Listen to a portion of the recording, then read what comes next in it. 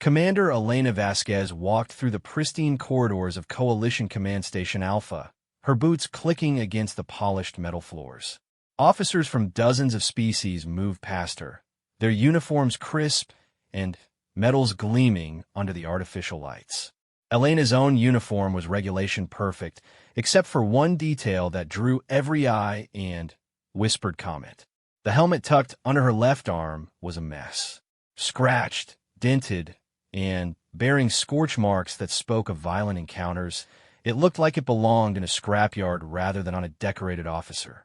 The metal showed deep gouges, impact craters, and burn patterns that created an almost artistic map of destruction across its surface.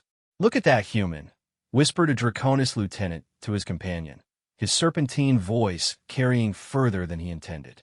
"Can't even maintain her equipment properly."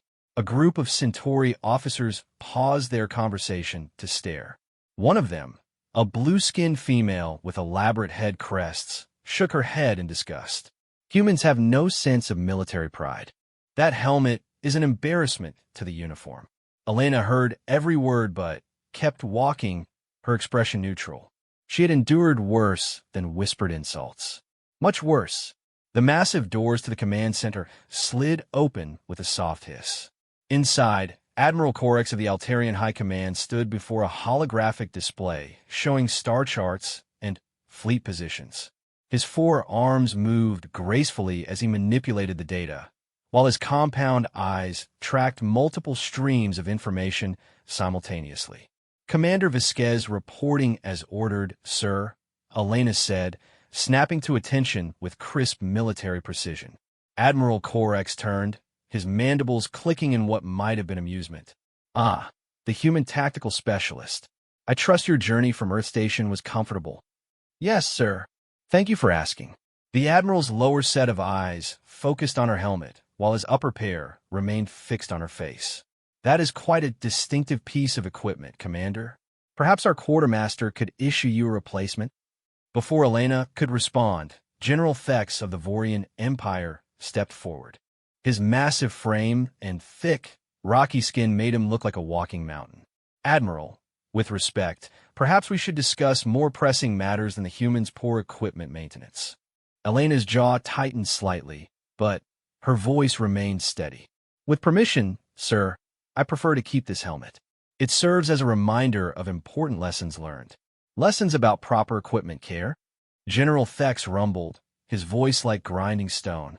"Lessons about underestimating one's enemy, sir." Admiral Corex's compound eyes swiveled to study her more closely. "Explain." Elena held up the helmet, turning it so the assembled officers could see the damage patterns more clearly. This helmet belonged to War Captain Thrak of the Hegemony's 7th Fleet. He wore it when he led the assault on New Geneva. The room fell silent. New Geneva had been a massacre, 3 million civilians dead, and an entire human colony turned to ash. It was one of the worst defeats in Coalition history. Thrak was known for collecting trophies, Elena continued. He took personal items from every settlement he destroyed, every ship he captured. He wore this helmet as a symbol of his victories over what he called inferior species.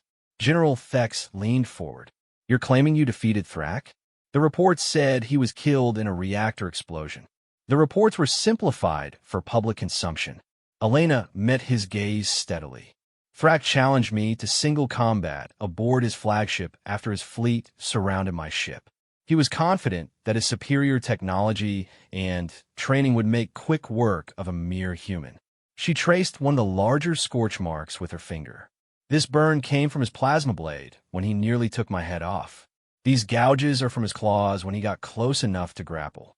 This dent is where I hit him with a piece of broken pipe after my weapon was destroyed." The officers around the table exchanged glances. Elena's service record spoke of tactical brilliance and successful missions, but the details were often classified. "The war captain was genetically enhanced," Admiral Corex said slowly. "Faster, stronger, and more durable than baseline humanoids.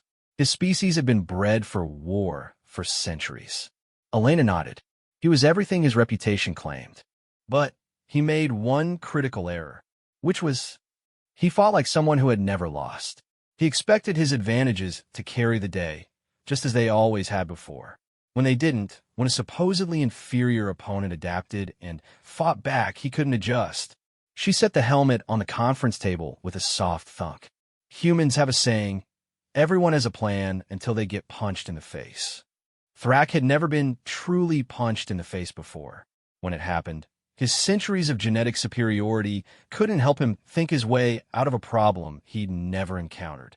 General Thex studied the helmet with new interest. How did you defeat him? I stopped fighting his fight and made him fight mine. He was stronger and faster, but I was more adaptable.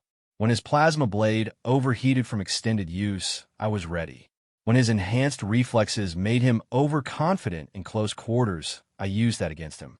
When his pride made him reject retreat or calling for help, I turned that pride into a trap. Elena picked up the helmet again. Every mark on this helmet represents a moment when superior technology and genetic advantages weren't enough. They represent the moment when pure, tactical thinking overcame raw power. The room remained quiet for several seconds. Finally, Admiral Korex spoke. The hegemony has returned, Commander. Long-range scouts report massive fleet movements in the Outer Rim. They're testing our border defenses with hit and run attacks. Intelligence suggests they're preparing for another major offensive, added General Thex. Their technology has advanced significantly since New Geneva. Elena studied the holographic display showing enemy fleet positions. One of my orders, sir. You'll be taking command of Battle Group 7. Mixed species crew, including veterans from New Geneva survivors and several recent Academy graduates. Your mission is to investigate the attacks and determine the enemy's true intentions. Admiral Korex gestured to the data streams. Your crew is skeptical about human leadership, given your species' relatively recent introduction to galactic warfare. They'll be watching your every move. Elena secured her helmet under her arm again. Understood, sir. When do we deploy? Immediately. Your transport is waiting in Bay 12. As Elena turned to leave, General Thex called after her. Commander, one question. Why do you still wear Thrak's helmet? Why not display it in your quarters as a trophy? Elena paused at the door. Because the war isn't over, General. Thrak was just one enemy commander among many. Every time I put this helmet on, I remember that the next opponent might be smarter, stronger, or more dangerous than the last. Overconfidence killed Thrak. I won't let it kill me. The doors closed behind her, leaving the senior officers in thoughtful silence. Admiral Korex manipulated the holographic display, bringing up Elena's service record. 17 successful missions, 0 defeats, crew survival rate of 96%. Impressive statistics, General Thex admitted grudgingly. But statistics don't fight wars. No, the Admiral agreed. But adaptive thinking does. And if there's one thing humans excel at, it's adaptation. In the corridor outside, Elena walked toward the transport bays, ignoring the continued stares and whispered comments about her battered helmet. She had a new crew to meet and a war to fight. The marks on her helmet were reminders of battles won, but they were also promises of battles yet to come. Battle Group 7 was about to learn what those marks really meant. The hangar bay of the Coalition cruiser Defiant buzzed with barely contained tension as Elena Vasquez stepped aboard. Her new crew stood in formation, but their body language spoke volumes about their expectations. Skeptical glances, whispered conversations that stopped when she approached, and the subtle positioning that marked her as an outsider. Lieutenant Commander Zaraketh, a tall Altarian with silver skin and compound eyes, stepped forward as the ranking officer. Her 4 arms moved in perfect military precision as she saluted, but Elena caught the slight hesitation before the gesture. Commander Vasquez, welcome aboard the Defiant. Battle Group 7 is ready for inspection. Elena returned the salute, noting how every crew member's attention focused on her helmet. Thank you, Lieutenant Commander. I'd like to meet the senior staff and review our mission parameters immediately. As they walked through the ship's corridors, Elena observed her new command. The Defiant was a Sovereign-class cruiser designed by Centauri engineers with input from a dozen Coalition species. Its weapons systems integrated the best technology from across the galaxy, and its crew represented an even greater diversity. In the wardroom, Elena faced her senior officers. Besides Lieutenant Commander Keth, there was Chief Engineer Golix, a massive Vorian whose rocky exterior matched his gruff personality. Security Chief Nyx belonged to the Shadows, a nocturnal species whose pale skin and large black eyes made them perfect for stealth operations. Medical Officer Wyantar was Draconis. Her serpentine form coiled gracefully around a specially designed chair. Our first assignment comes from Sector Command. Elena began, activating the holographic display. Hegemony forces have been conducting raids along the Kepler border. 3 outposts destroyed, minimal survivors, no clear tactical pattern.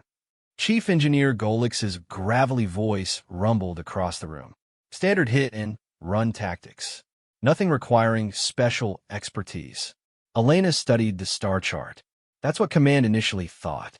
However, the pattern of attacks suggests something more sophisticated. She highlighted the destroyed outposts. Look at the timing.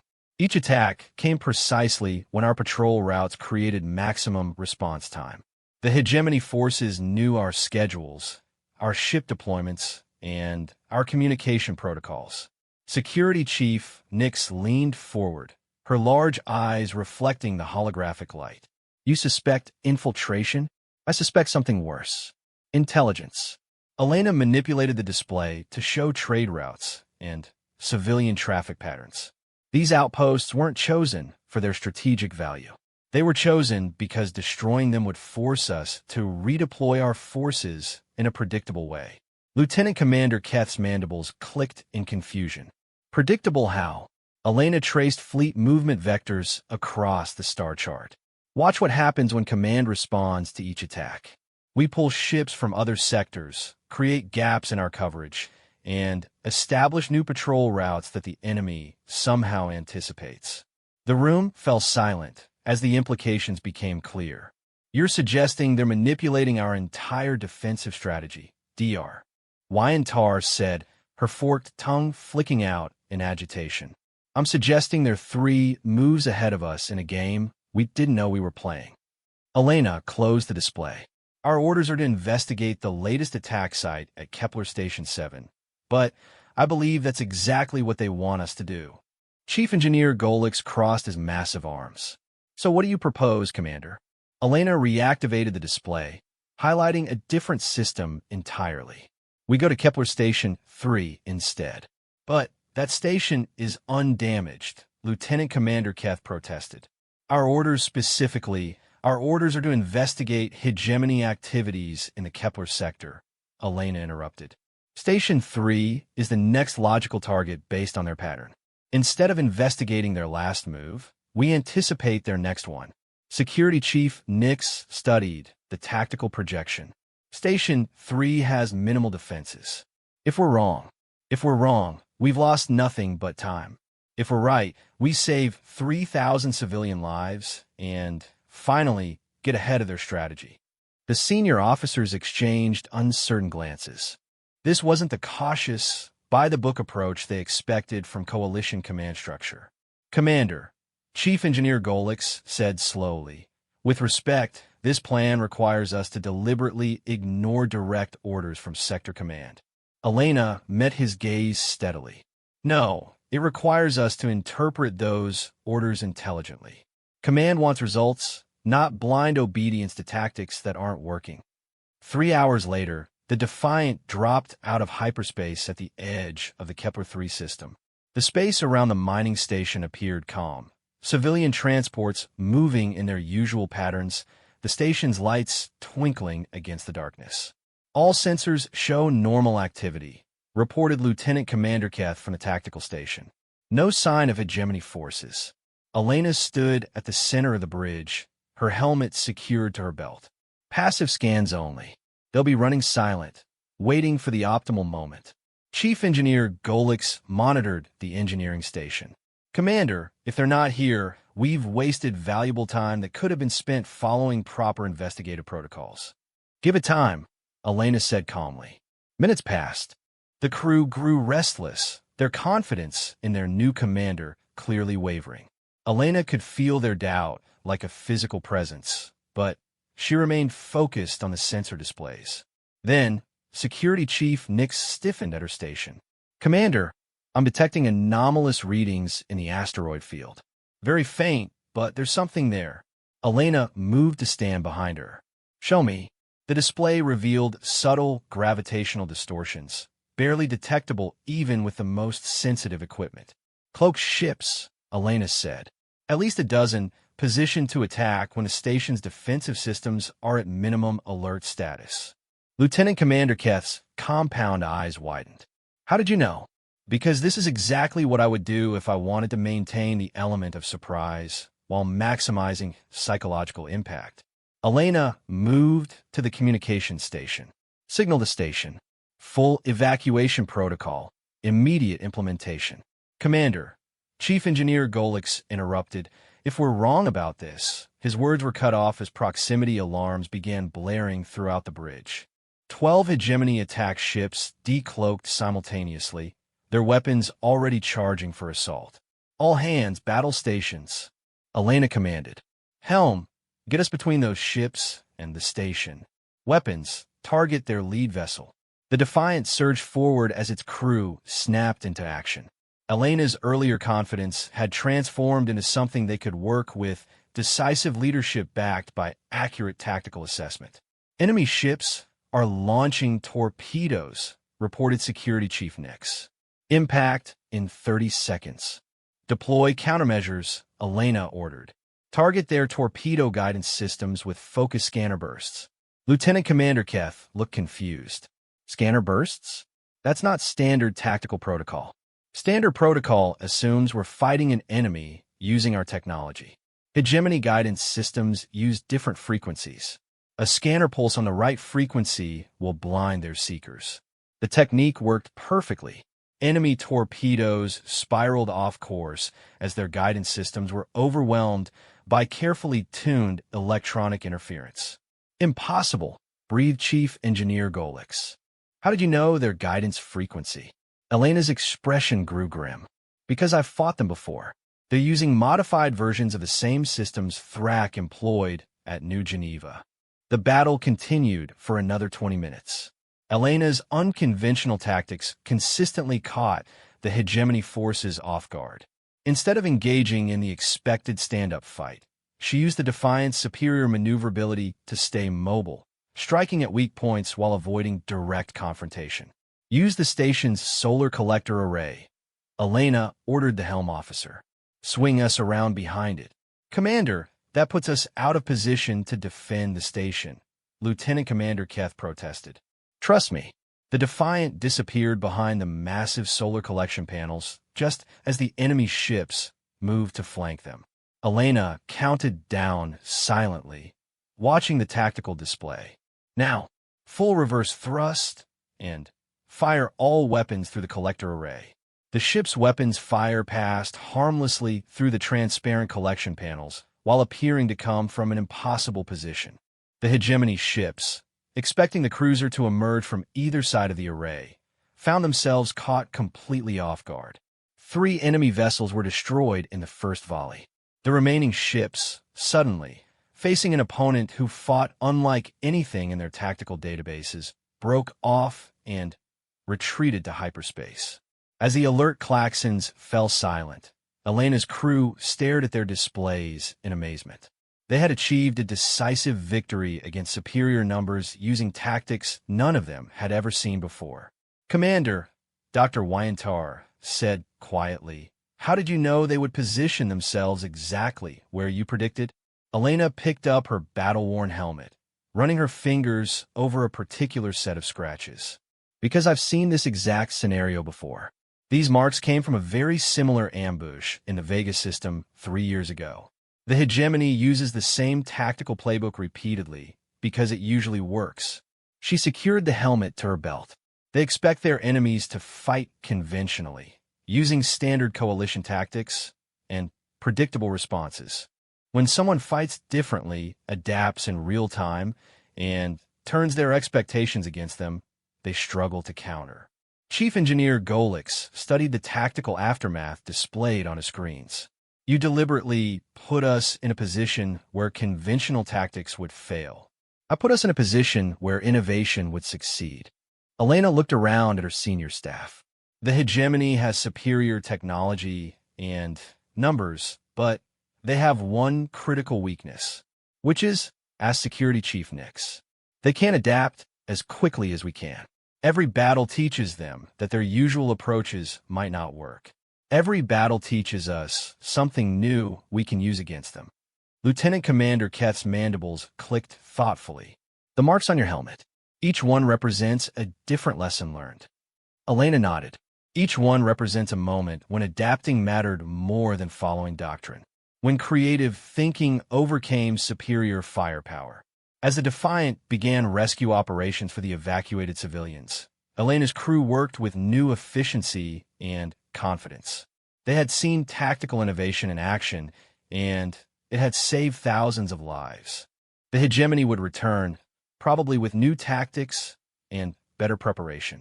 But Battle Group 7 now understood that their human commander didn't just wear a beaten-up helmet as some quirky personal choice. She wore it as proof that sometimes the battle was won before the first shot was fired, in the mind of someone willing to think differently than everyone expected. 2 weeks after the successful defense of Kepler Station 3, the Defiant received new orders that made Elena's senior staff visibly uncomfortable. Intelligence had detected a massive hegemony fleet movement toward the Proxima sector, threatening the Coalition's primary shipyards and 3 heavily populated worlds. 47 enemy vessels confirmed, reported Lieutenant Commander Keth, her compound eyes reflecting the glow of the tactical display, including 2 of their new Devastator-class battleships. Elena studied the fleet composition with growing concern. The hegemony had clearly learned from their recent defeats and was bringing overwhelming force to bear. What's our response fleet? 16 ships, answered Security Chief Nix grimly.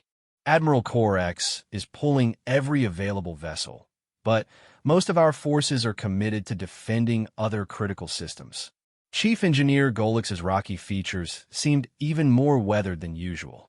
Commander, this isn't like our previous engagements. We can't outmaneuver 47 ships, and we certainly can't outgun 2 battleships with experimental weapons. Elena continued studying the enemy formation, her fingers unconsciously tracing the scratches on her helmet. Show me their approach vector and timeline.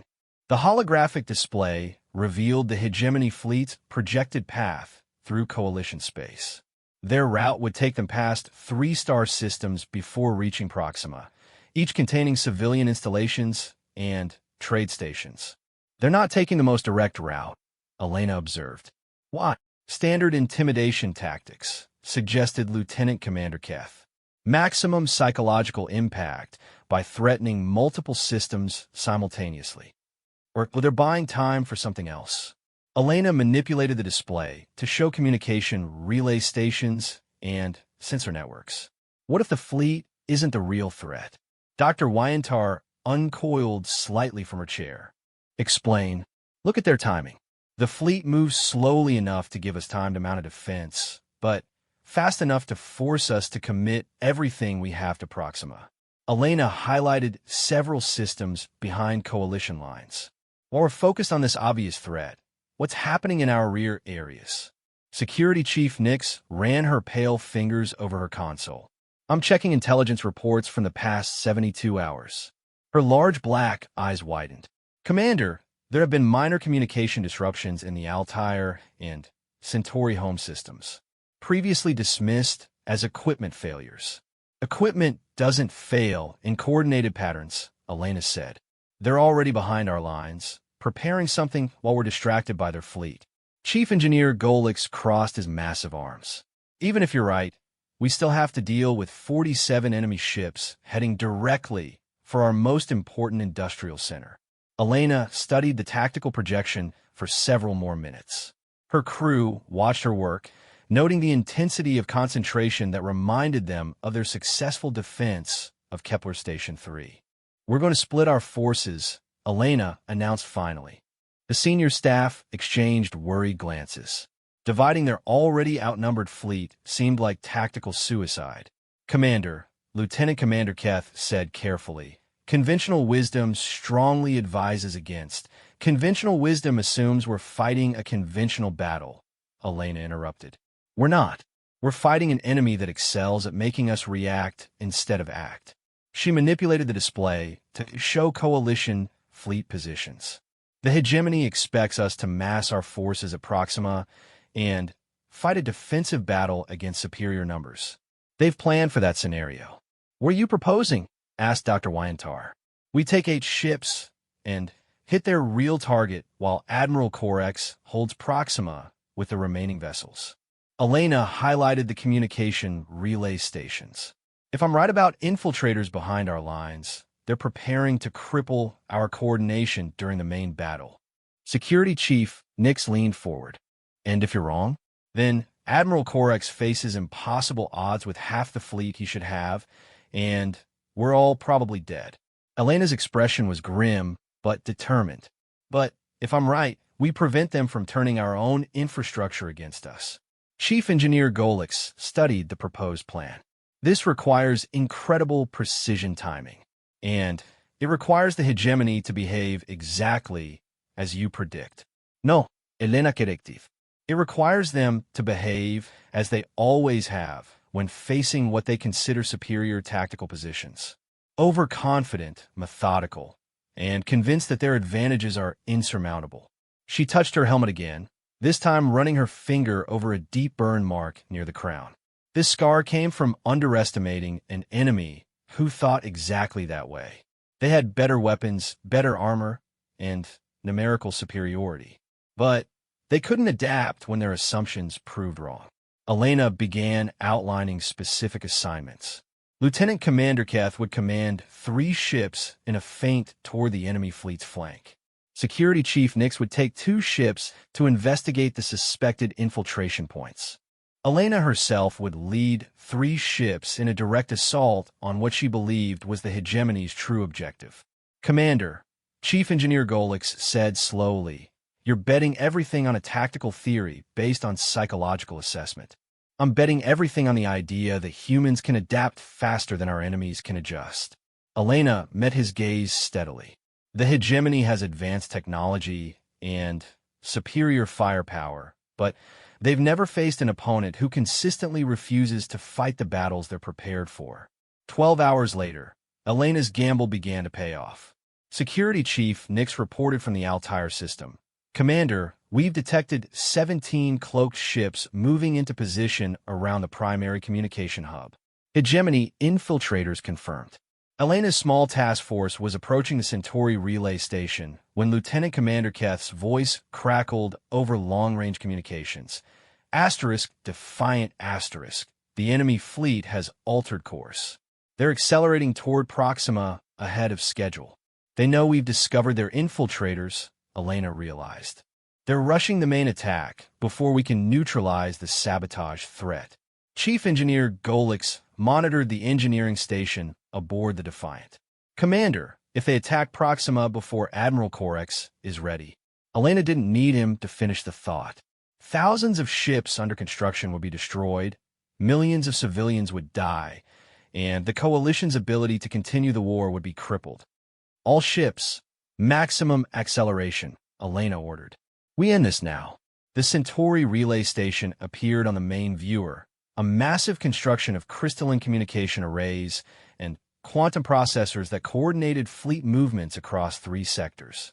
It looked peaceful, but Elena's sensors detected the subtle signatures of cloaked hegemony ships positioned throughout the surrounding space. 23 enemy vessels, reported Lieutenant Commander Keth. "They're using advanced stealth technology, but they're definitely there.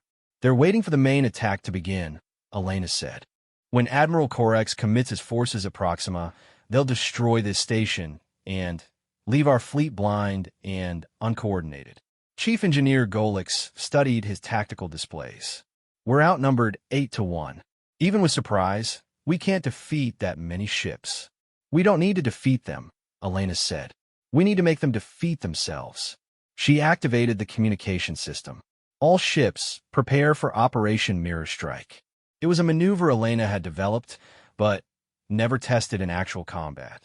Instead of attacking the enemy ships directly, her 3 vessels would attack the relay station itself, but with carefully calculated shots that would reflect off the crystalline arrays and strike the cloaked ships at angles their defensive systems weren't designed to handle.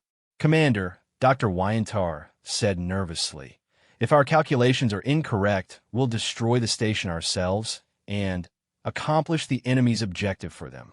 If our calculations are correct, we'll force them to decloak and fight in a confined space where their numbers work against them. Elena strapped on her helmet, feeling its familiar weight. Sometimes the best defense is an attack that looks like suicide. The 3 coalition ships dove toward the relay station at maximum velocity. Hegemony vessels began decloaking as their commanders realized the coalition forces were apparently about to destroy the very installation they were supposed to be protecting. Fire, Elena commanded. Precisely aimed energy beams struck the crystalline arrays at calculated angles. Instead of destroying the delicate communication equipment, the shots reflected and refracted through the crystal matrix, creating a web of deadly energy that filled the space around the station. The hegemony ships found themselves caught in a trap of their own making. Their cloaking technology required them to maintain specific positions relative to the station for optimal effectiveness. Those same positions put them directly in the path of the reflected weapon's fire. 7 enemy ships were destroyed in the first volley. The remaining vessels broke formation, tried to escape the crystalline death trap, but their movement only exposed them to direct fire from Elena's task force. Impossible, breathed Chief Engineer Golix as he watched 16 more enemy ships fall to the combination of reflected energy beams and conventional weapons. How did you know the crystal arrays would react that way? Elena studied the tactical display showing the retreating hegemony survivors. Because I've seen this type of crystalline technology before. The hegemony used similar communication arrays in their captured territories. She touched another mark on her helmet. This one a series of small pits that looked like they'd been caused by crystal fragments. These marks came from fighting in a hegemony communication center 3 years ago. I learned that their crystals don't just transmit signals. They can refract energy weapons if you hit them at the right angles. Lieutenant Commander Keth's voice carried new respect. You've been planning this tactic since then. I've been learning from every encounter, Elena corrected. Every mark on this helmet represents knowledge gained, patterns observed, weaknesses discovered. The hegemony keeps using the same technologies and tactics because they work against conventional opponents. Security Chief Nix reported from her position in the Altair system. Commander, enemy infiltrators destroyed. All communication networks restored to full functionality. Elena activated fleet communications. Admiral Corex, this is Battle Group 7. The sabotage threat has been neutralized. Fleet coordination is fully operational. Admiral Corex's voice carried relief and amazement. Commander Vasquez, how did you know? Intelligence never confirmed the infiltration. I followed the pattern, sir.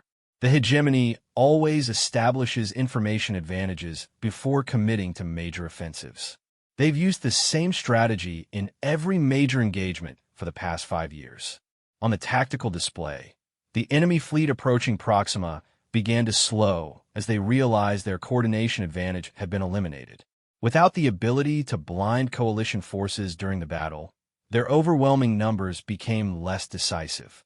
They're requesting terms for withdrawal, reported Lieutenant Commander Keth with amazement. Elena studied the enemy formation one more time. Denied. Signal Admiral Corex to begin his advance. They wanted to fight with every advantage on their side. Let's see how they do when the advantages are ours. Chief Engineer Golix watched the hegemony fleet begin its retreat. Commander, your tactical assessment was perfect, but you risked everything on theories and observations that could have been wrong. Elena removed her helmet and examined its scarred surface in the bridge lighting. Engineer, every mark on this helmet represents a moment when conventional tactics would have failed. The hegemony has superior technology and training, but they have one weakness that all their advantages can't overcome, which is they can't improvise. When their planned advantages disappear, when their enemies fight unpredictably, when their technological superiority isn't enough, they struggle to adapt. Elena secured the helmet to her belt. Humans have been improvising our way out of impossible situations for our entire history. It's what we do best. As the Defiant set course for the rendezvous with Admiral Corex's victorious fleet, Elena's crew worked with quiet efficiency. They had seen their commander turn a hopeless tactical situation into a decisive victory through pure adaptive thinking. The battle was won, but the war continued. The hegemony would return with new strategies and different advantages. But Elena's crew now understood that the marks on their commander's helmet weren't just random battle damage. They were a library of lessons learned, a catalog of adaptive solutions, and a promise that the next impossible situation would be just another problem waiting for a creative solution. Elena woke to the sound of energy weapons and emergency klaxons. The familiar vibration of the Defiant's hull was wrong, replaced by the harsh, angular patterns of hegemony's ship construction. She lay on a metal floor in a cell barely large enough for her to stand, with force field bars humming ominously in front of her. Memory flooded back. The diplomatic mission to Kepler-7 had been a trap. Hegemony forces had used captured coalition identification codes to lure the Defiant into what appeared to be a routine cargo inspection. By the time Elena realized the deception, enemy boarding parties were already cutting through the hull. "Commander!" Lieutenant Commander Keth's voice echoed from the cell across the narrow corridor. "Are you injured?" Elena tested her limbs carefully. Bruised ribs, possible concussion, but nothing seriously damaged. "I'm functional, Lieutenant Commander." Status report. "Most of the senior staff is here," came Security Chief Nix's voice from another cell. "They separated us from the rest of the crew. Chief Engineer Golix and Dr. Wyantar are in the cells to your left." Elena examined her surroundings more carefully. The detention area was designed for high-value prisoners, with individual isolation cells and sophisticated monitoring systems. Through the small window in her cell door, she could see hegemony guards in their characteristic black armor. "Where are we?" Elena asked. Chief Engineer Golix's gravelly voice carried frustration. "Based on the gravity and atmospheric readings, I'd estimate we're on Hegemony Station Omega, deep in enemy territory." The civilian transport, Dr. Wyantar's serpentine voice held barely controlled anger. 1,500 refugees from the evacuated mining colonies. Did they? Still imprisoned aboard their vessel, according to what the guards have said. Elena pressed herself against the cell door to get a better view. They're being held as leverage against coalition rescue attempts. The situation was hopeless by any conventional measure.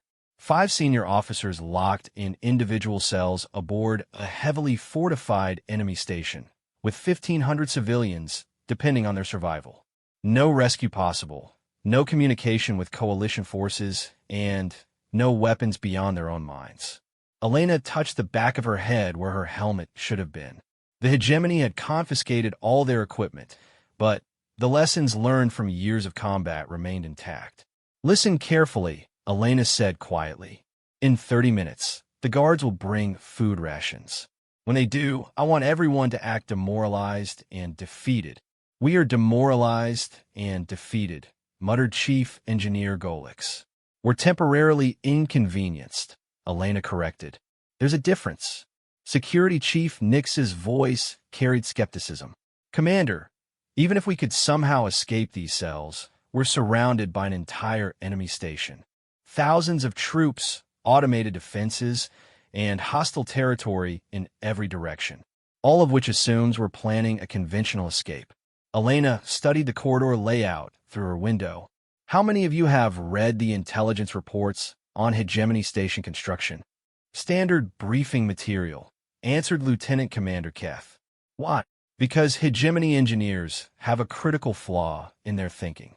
They design their stations to be impregnable from external attack, but they assume anyone who gets inside must be loyal. Elena outlined what she had observed during their capture and transport to the detention cells. The guards were confident, almost casual in their behavior. Security cameras focused on the cells themselves, not the corridors. Emergency systems prioritized protecting the station from outside threats.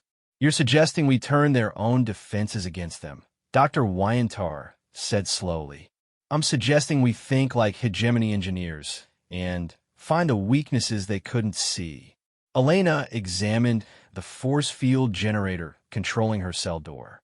"Their technology is more advanced than ours, but it follows the same basic principles." When the guard arrived with food rations, Elena's crew played their assigned roles perfectly. Slumped shoulders, defeated expressions, and the general demeanor of prisoners who had accepted their fate. The guards grew visibly more relaxed as they observed the apparently broken coalition officers. Elena waited until the guards left before beginning her real work. Using techniques learned from Security Chief Nix's expertise in electronic systems, she began to map the energy patterns of her cell's force field. The hegemony technology was sophisticated, but it used modulated frequency barriers that could be disrupted if approached correctly. "Commander," Chief Engineer Golix whispered, "even if you could disable the force fields, the cells are locked mechanically as backup." "Then, we don't disable the force fields," Elena replied. "We reprogram them." Over the next 6 hours, working with improvised tools created from their meal containers and uniform components, Elena began a delicate process of frequency manipulation. Instead of trying to break down the force field, she gradually adjusted its resonance to match the frequency of the mechanical lock mechanisms. The technique was based on something she had learned during her capture on Thrax's ship years earlier. Hegemony force field technology used harmonic resonance patterns that could be turned against other systems if you understood the underlying mathematics. "This is impossible," breathed Lieutenant Commander Keth as Elena's cell door began to vibrate slightly. "You're using their own force field to pick their lock." "Improvisation is what humans do best," Elena said as the mechanical lock clicked open. "The hegemony designs everything to work perfectly under normal conditions. But these aren't normal conditions." One by one, Elena freed her senior staff using the same technique. Security Chief Nix emerged from her cell, looking amazed. "Commander, how did you learn to manipulate hegemony technology like that?" Elena touched the back of her head, where another scar remained hidden beneath her hair. "War Captain Thrak liked to demonstrate his technology superiority by showing me exactly how impregnable his systems were. He explained in great detail how their frequency modulation worked. And you memorized technical specifications while being tortured?" Dr. Wyantar asked with professional curiosity. "I memorized everything that might someday be useful. Hegemony overconfidence makes them remarkably talkative about their advantages." Elena studied the corridor layout. "Now we need to reach the civilian transport before station security realizes we're loose." The journey through Hegemony Station Omega required every tactical skill Elena's team had developed.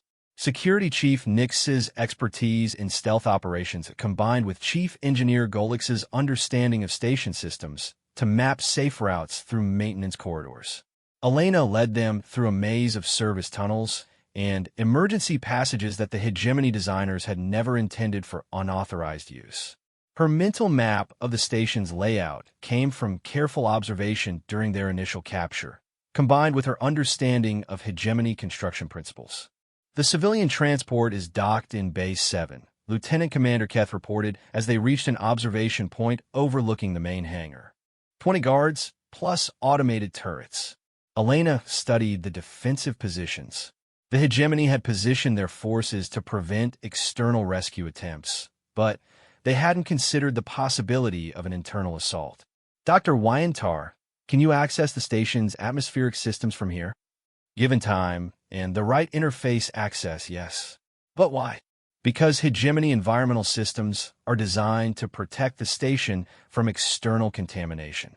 They're not designed to handle contamination that originates from inside." Elena outlined a plan that made her crew exchange worried glances.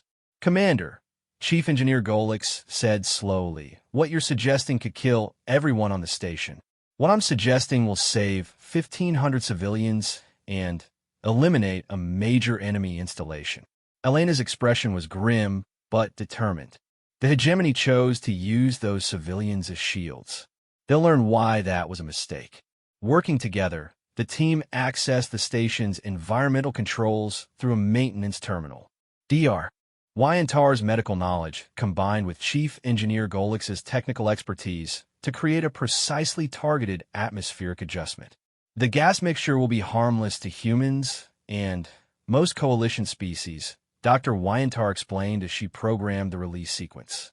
But hegemony physiology can't process the modified oxygen ratios. They'll lose consciousness within minutes. Security systems will detect the atmospheric change, warned Security Chief Nix.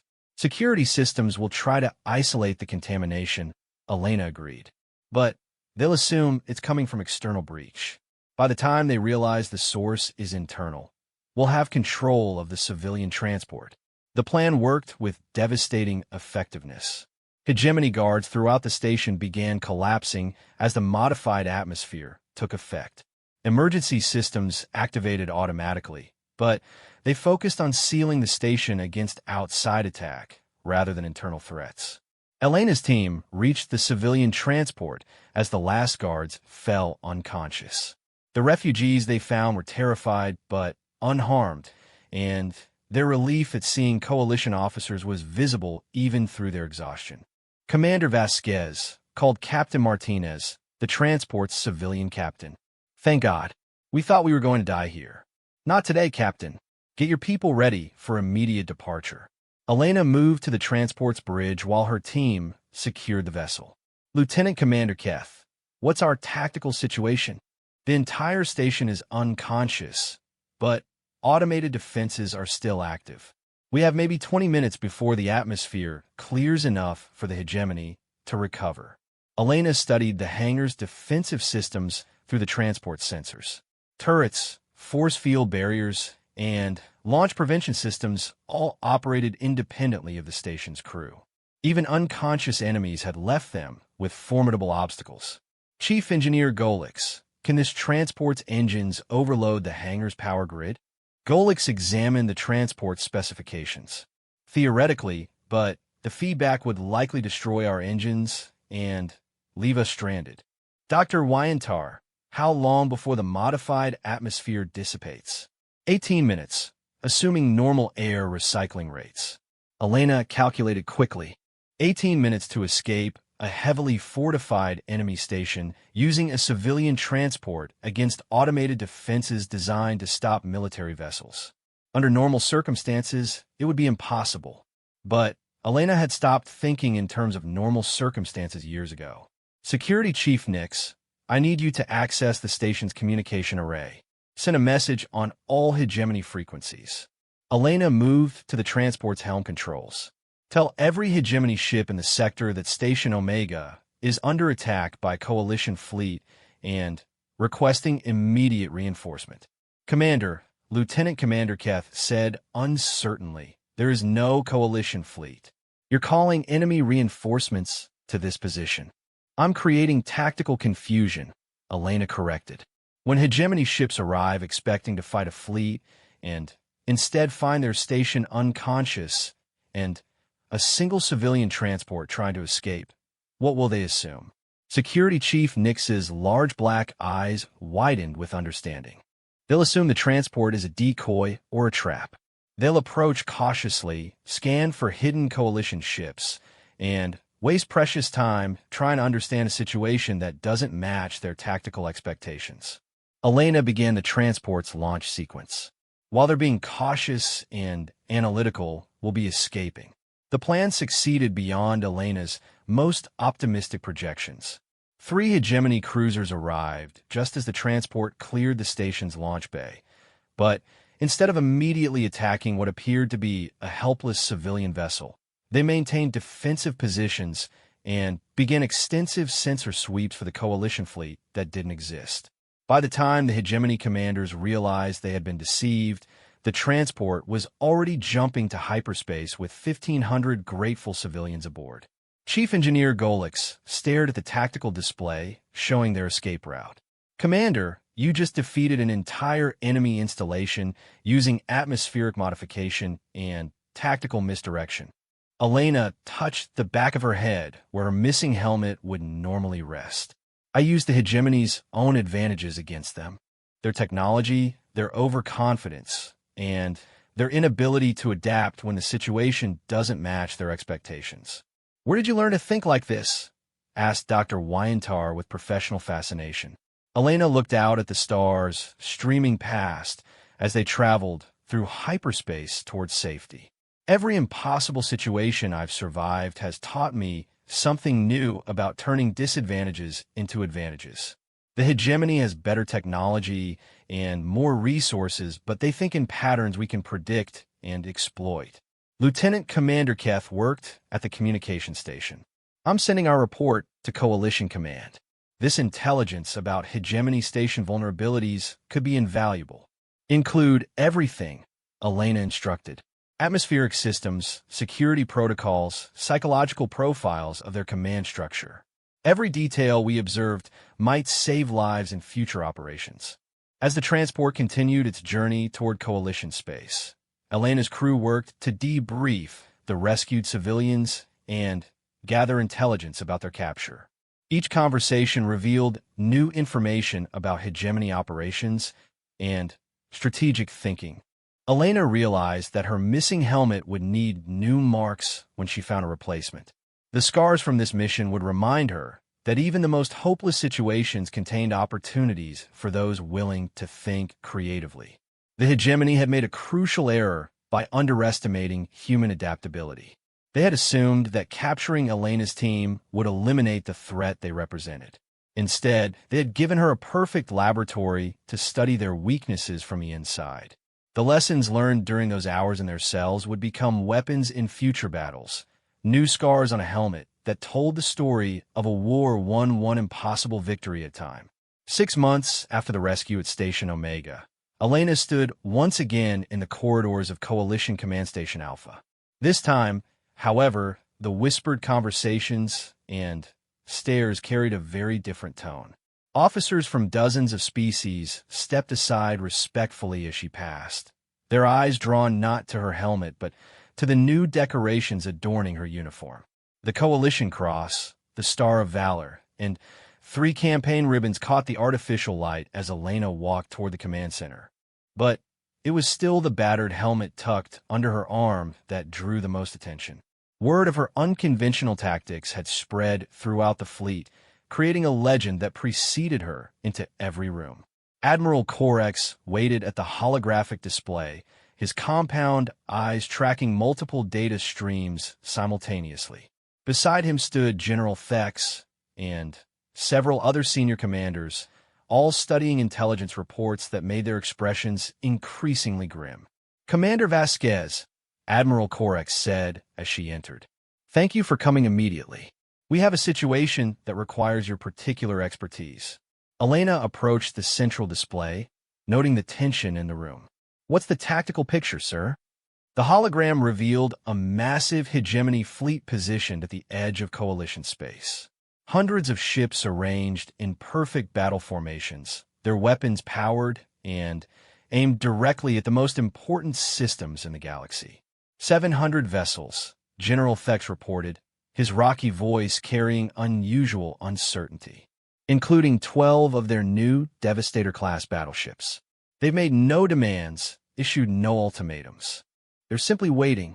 Elena studied the enemy formation with growing unease. Something was wrong with the picture, but she couldn't immediately identify what bothered her about it. "Long-range communications from a fleet commander?" she asked. "That's the problem." Admiral Corex manipulated the display to show communication logs. "The fleet is being commanded by War Captain Korth, one of the hegemony's most experienced officers. But his messages have been unusual." The recorded transmission appeared on the display. War Captain Korth was massive even by hegemony standards, his genetically enhanced physique covered in the scars of countless battles. But his voice carried an odd note as he spoke. Coalition forces, I am War Captain Korth of the Hegemony 7th Fleet. I come to inform you that several of our high command wish to discuss terms regarding the human officer known as the Demon of New Geneva. Elena felt every eye in the room focus on her. The title was one she had never claimed, but enemy propaganda had made it synonymous with her tactical victories. They're asking for you specifically, General Thex said slowly. By name and service record. Admiral Korex activated another display showing intelligence reports. Our analysts believe this might be an elaborate trap designed to capture or eliminate you personally. Your success against hegemony forces has made you a priority target. Elena continued studying the enemy fleet formation, her tactical mind processing patterns that seemed somehow familiar. Sir, may I review the detailed scan results? Of course. The technical data revealed something that made Elena's breath catch. Ship spacing, formation geometry, communication frequencies, even the power signatures from their weapons systems. Everything matched patterns she had seen before. Admiral, Elena said carefully, this isn't an attack fleet. 700 ships with weapons powered suggests otherwise, General Thex rumbled. 700 ships with weapons powered in this specific configuration suggests something else entirely. Elena manipulated the display to highlight the formation details. They're not positioned for attack. They're positioned for protection. She traced the fleet's arrangement with growing certainty. This is a defensive formation designed to protect against internal threats, not external ones. They're not here to fight us. They're here to surrender. The command center fell silent. The idea of a hegemony fleet surrendering was so unprecedented that no one seemed able to process it immediately. Commander, Admiral Korex said slowly, that's a remarkable assessment. What evidence supports it? Elena called up her files on previous hegemony engagements. War Captain Korth's service record. He's fought in 17 major battles, including 4 against human forces. He's lost 3 of those 4 battles to human commanders. She highlighted specific battles on the tactical display. Each time, he adapted his tactics after the defeat. Each time, he learned from human innovation and incorporated those lessons into his own strategies. He's one of the few hegemony officers who understand what they're really fighting against. Which is, asked General Thex, an enemy that can't be defeated through superior technology alone. An enemy that learns faster than they can adapt their doctrine to counter. Elena studied Korth's recorded image again. He knows the war is unwinnable as long as humans continue to fight it. Admiral Korex leaned forward. You're suggesting he wants to defect? I'm suggesting he wants to survive. And he's convinced enough of his fleet to join him that he can maintain formation discipline with 700 ships. Elena examined the communication logs more carefully. His references to several of high command suggest this isn't just one officer making an emotional decision. This is a coordinated political movement. The implications were staggering. If a significant portion of the hegemony military was ready to surrender, the entire strategic balance of the war could shift overnight. Commander, Admiral Korex said, if you're correct, this represents the greatest opportunity in coalition history. But if you're wrong, if I'm wrong, they'll kill me and continue the war. Elena secured her helmet under her arm. But if I'm right, we end the war today. 2 hours later, Elena found herself aboard a coalition shuttle approaching the hegemony flagship. Her senior staff had insisted on accompanying her despite the obvious dangers, but she had ordered them to remain ready for immediate escape if the situation turned hostile. The devastation was a monument to hegemony engineering, its black hull bristling with weapons that could destroy entire planets. As Elena's shuttle entered the launch bay, she noted the precision with which the enemy crew moved. These were professional soldiers, not desperate rebels. War Captain Korth waited in the shuttle bay, flanked by an honor guard that managed to look both respectful and ready for violence. He was even more imposing in person, standing nearly 3 meters tall with arms that could crush bones without effort. Commander Elena Vasquez, he said in accented but clear Coalition standard. The demon of New Geneva. You are smaller than I expected. Elena stepped out of her shuttle, her helmet visible under her arm. War Captain Korth, you requested this meeting. I'm here to listen.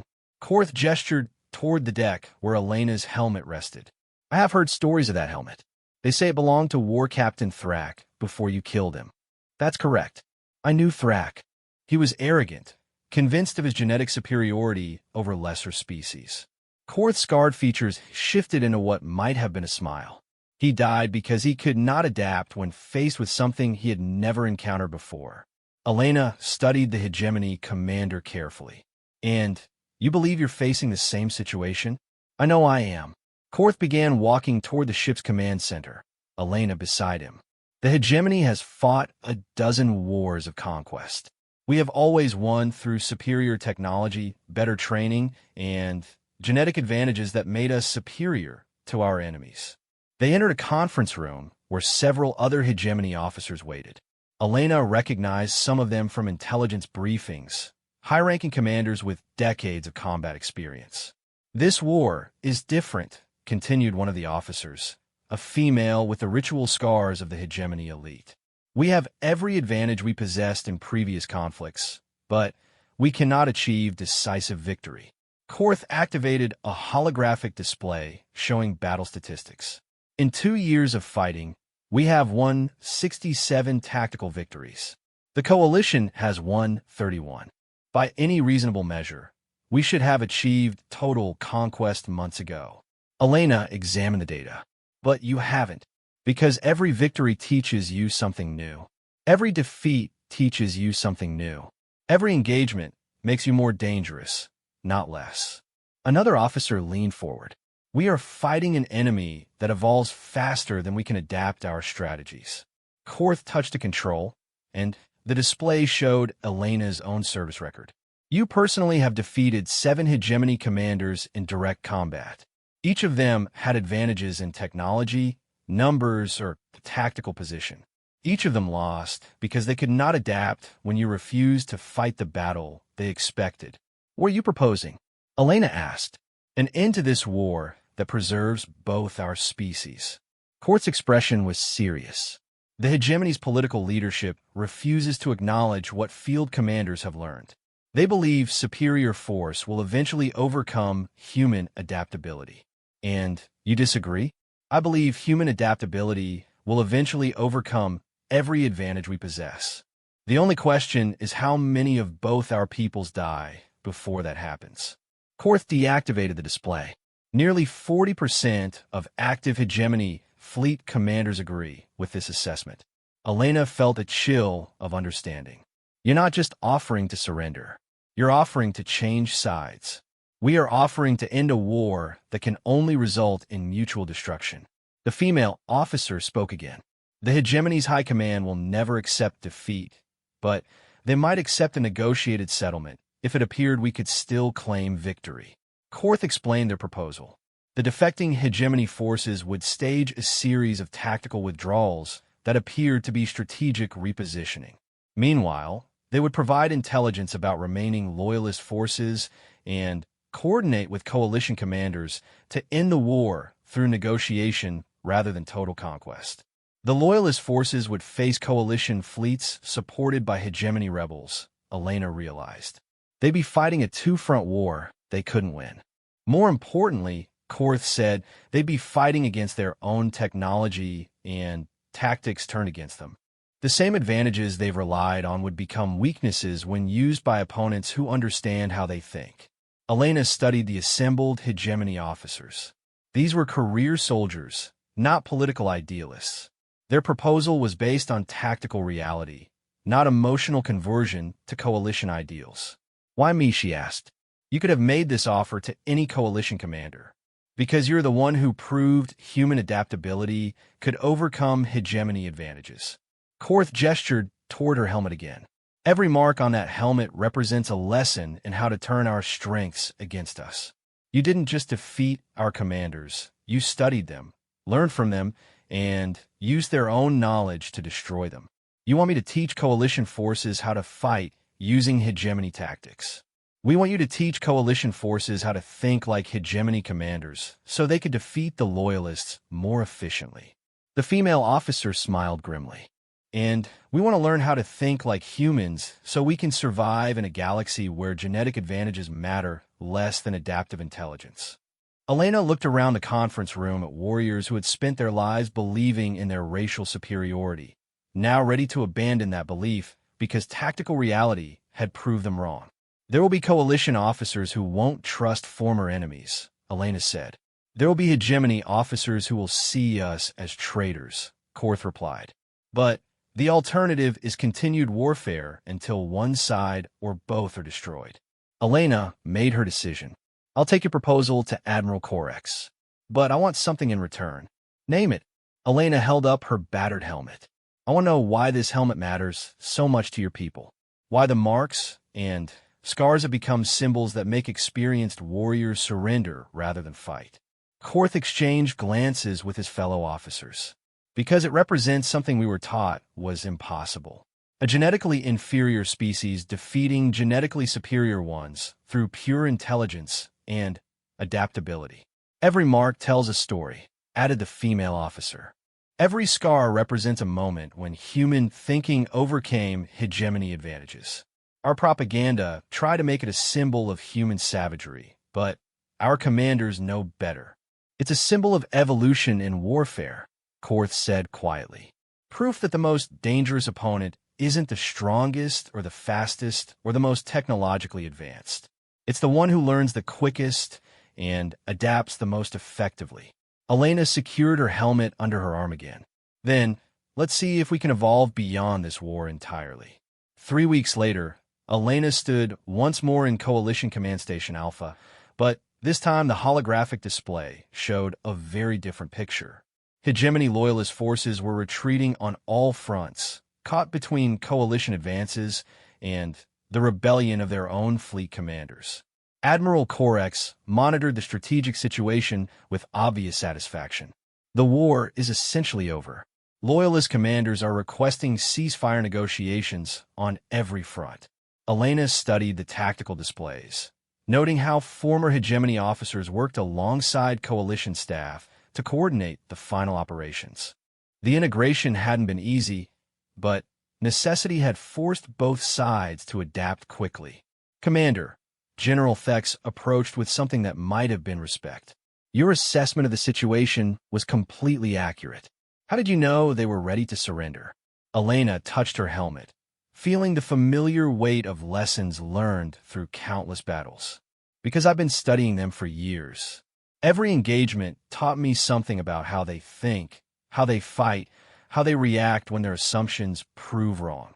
She looked around the command center where former enemies now work together. The hegemony's greatest strength was also their greatest weakness. They were so confident in their genetic and technological superiority that they couldn't adapt when those advantages weren't enough. And humans could adapt faster than they could counter, Admiral Corex observed. Humans have been adapting to survive for our entire evolutionary history. It's what we do when every other option fails. Elena examined her reflection in the polished surface of her helmet. Every mark on this helmet represents a moment when adaptation mattered more than advantages. War Captain Korth approached from his position at the Strategic Planning Station. Commander Vasquez, the Joint Fleet operations are proceeding ahead of schedule. Loyalist forces in Sector 7 have requested terms. Elena nodded. Accepted. Standard protocols for prisoner processing and equipment integration. As Korth returned to his station, Admiral Corex shook his head in amazement. 6 months ago, he was trying to kill you. Now he takes orders from you without question. He doesn't take orders from me because I defeated him, Elena corrected. He takes orders from me because I proved human adaptability could overcome any advantage the hegemony possessed. He chose to learn from that lesson rather than die because of it. Elena looked out at the stars visible through the station's main viewport. The war was ending not through total victory or crushing defeat, but through recognition that some conflicts could only be resolved through adaptation and cooperation. Her helmet would need new marks to commemorate this final battle. Not scars from weapons or combat damage, but perhaps something to represent the moment when former enemies chose learning over fighting, adaptation over tradition. The war had been won, but more importantly, the galaxy had learned that genetic advantages and technological superiority meant nothing without the ability to change when circumstances required it. And in the end, that was the most human victory of all.